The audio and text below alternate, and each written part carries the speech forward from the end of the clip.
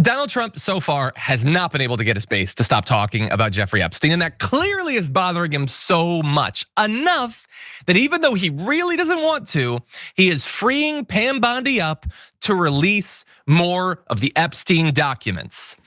A very, very, very small amount of the Epstein documents. And so we're gonna give you all the details you need so that you understand that this is a gesture, but it is almost definitionally the smallest possible gesture he could make on this. So he posted this based on the ridiculous amount of publicity given to Jeffrey Epstein. I have asked Attorney General Pam Bondi to produce any and all pertinent grand jury testimony subject to court approval. This scam perpetuated by the Democrats should end right now.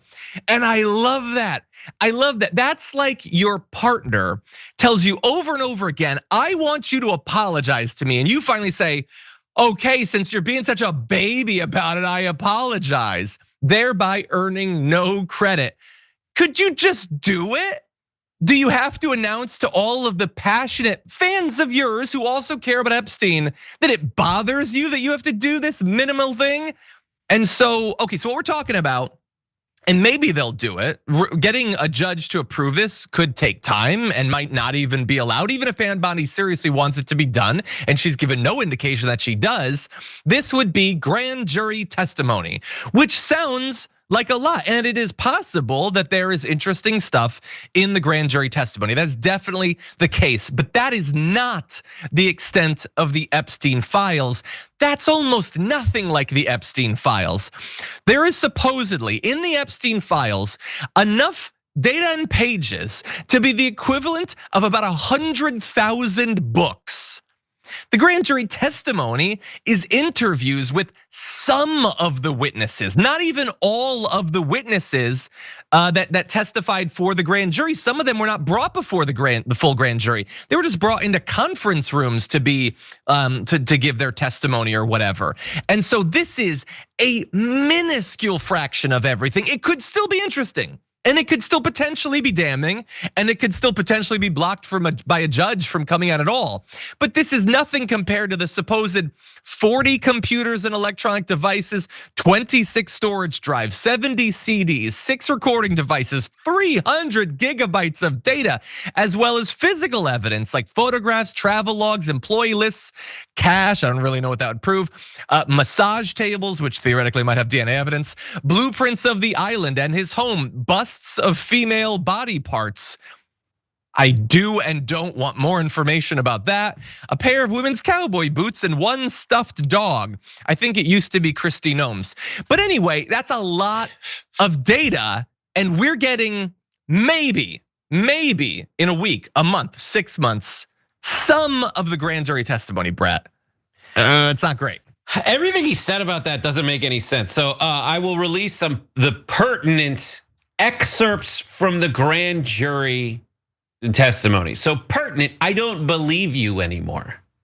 Like, why should I believe you? If you're only releasing this because of pressure, and you're keeping the vast, like more than the rest of the iceberg under the surface secret, I can't trust you anymore. No one can trust him. He might release something that he's trying every way to get folks back on his side, and that is attacking the media for stories about it, attacking Democrats, and then just being like, I don't want to release it, but fine, I'll release a part, like what I would say is the most important thing. Obviously, you would say that's the most important section, because dude, you probably just picked the part that doesn't apply to you. And then he says pending court approval. Like, when has that stopped you before? Yeah, all I've heard on Fox News is you guys talking about how the courts that when a court disagrees with you, your job is to overrule them on behalf of the American people. So why now are you like, 4th district of Fart Town, please hold me back? Yeah. Also, no, it's that perfect meme, Brett, of like when it's deporting a migrant, you're told not to. You're the big dog, and then as soon as it's released to the Epstein, it's ooh, I'm tiny puppy. Yeah, that's exactly what it is. And he's saying that this is perpetuated by the Democrats. The whole reason this is a big story is because your own voters are turning against you for it. Yeah, that's the only reason anybody's talking about it.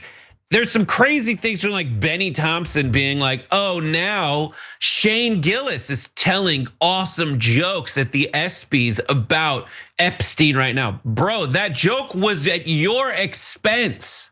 Yeah. They are turning on you. There's a whole Andrew Schultz podcast where they're wearing tinfoil hats to make fun of you for calling them conspiracy theorists all of a sudden because you, Donald Trump, and everybody on your side, when it was convenient for you, ran on the promise of the Epstein list. And I have been on the side against Donald Trump because he doesn't fulfill many of his promises, and the only ones he fulfills are ones that benefit rich J-holes. And I don't even know what the J stands for in that scenario.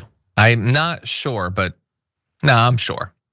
But yeah, no, I do agree. The idea that the base is they're only paying attention to it because they were told to by the damage report. Okay, I didn't think I had so much influence over MAGA. I take this responsibility seriously. I will join the chorus and try to harmonize, but like I am not singing the solos. It's all your own voters who are like the dominant voices in the mob calling for the thing you said you'd give them. Exactly.